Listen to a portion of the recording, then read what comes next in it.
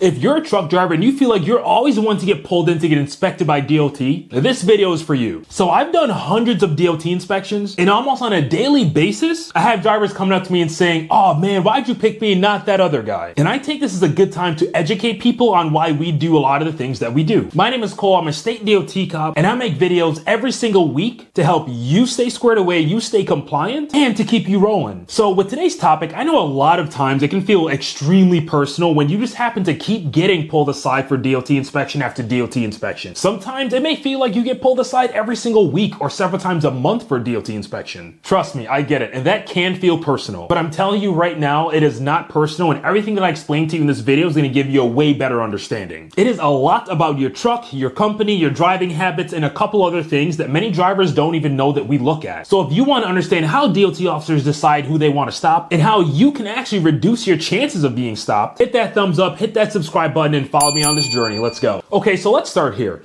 Inspections are very rarely, and I mean rarely, completely random. That doesn't mean random inspections do not exist, but I'm saying completely random inspections are pretty rare. People, inspectors, or the systems may call it random sometimes, but there's always some data behind it. See, every truck on the road is attached to a carrier profile, the DOT number, the inspection history, and the driver's violation record. And all that information feeds into something called a CSA score, aka Compliance, Safety, and Accountability. So when a truck rolls into a DOT station or past a DOT checkpoint, the DOT number of that truck pings in the system and shows up on screens for the inspectors to look at. Now, it's important to keep in mind, not all scale houses, not all states have this full system set up all the time, but many of them do. So just for a quick example, if a truck pings and up on our screen shows that they have a very high CSA score and they have a bunch of safety related issues, that truck is already highlighted in the system, and a lot of times it's going to be up to us to highlight it ourselves and go get a deeper look. And this is a part a lot of truckers don't even know. Even if you didn't personally do anything wrong, you watching this video as a driver,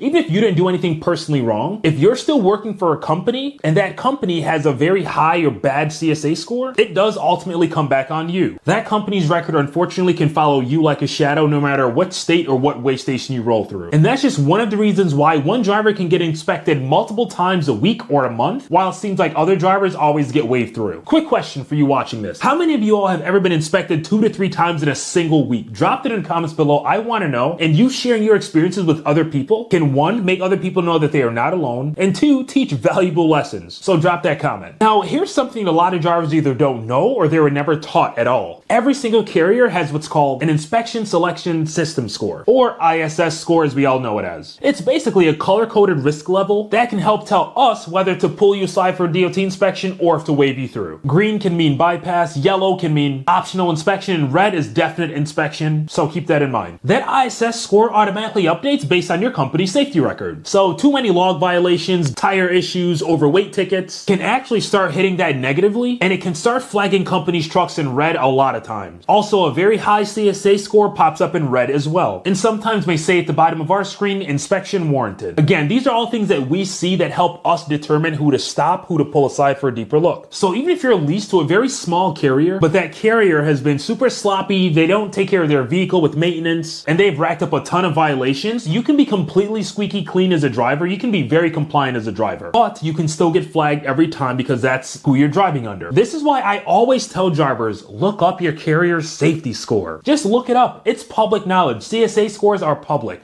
Before you go to any job interview, or before you start looking for carriers to work for, again, it's public. Look it up and figure out what their scores are looking like. Because again, no matter if you are squared away, you're going to be in that truck, you're going to be attached to that DOT number, and you're going to have to deal with the headaches on the side of the road. And if you happen to look up a company's DOT number and you see their safety scores and you see that it is not good, or it's just not a good company in general, but you still go ahead and take that risk to work for them, plain and simple, there's a chance you are going to be inspected a lot more. Now, aside from all the fancy computer systems that we have, we also have those visual indicators that we see on trucks that may cause us to pull it aside for a DOT inspection. Now, the next thing that I really want to talk to you about might sting a little bit, but it's the truth, so knowing me, I gotta tell you. Once a carrier or a driver it keeps getting a repeated history of violations over and over and over, the system does not forget. And it only makes you more likely to get pulled over for more DOT inspections until you can be in proper compliance. I know that sounds like we're picking on you, but that's really just how the system works here. Think of it like a credit score. If you miss a couple payments, it can follow you for months or even years. And then even when you start doing better, you have to do better for a long time for your score to get better. CSA scores work in very similar ways. So let's say you got hit for brakes once, then you got hit a week later for lights. Then you decide to fix everything and start running squeaky clean. That is amazing, but unfortunately those older violations still do keep you flagged for quite some time. And here's the part not many people are talking about, but I'm gonna let you in and I'm just gonna say it. Some officers even remember repeat violation trucks. And again, this is not to say that we are picking on anybody, but if we know that every month we stop someone, they have bald tires or they have holes in their airlines, and we've stopped them several times and they keep having these same exact violations, some officers will keep stopping them until their behavior is corrected, because obviously they may not be learning. Or sometimes they don't have the funds, but again, not having the funds is no excuse to be unsafe on the road. It's a heavily regulated business, and if you can't play by the rules, it's going to be very tough to stay in compliance and stay on the road legally. The goal is not harassment at all, it is consistency. Quick story time for you because I know you all like those. There was a guy a couple weeks ago that I pulled over for a DOT inspection. I ended up doing a level 1 on him. This guy's the owner operator, and he ended up having 3 bald tires. Like, I mean bald. I wrote him up for the violations. I saw the same person again in the same truck a week later in a different location. And I said, you know what? I'm going to inspect them just to see if everything's fixed. I go out and I inspect them, and what do you know? Nothing's fixed. Everything is the exact same weeks later. So what do? He gets violations again. He gets put out of service. I kid you not, 2 to 3 weeks later, I see the same guy at another location. This time he's smiling ear to ear, telling me everything is fixed.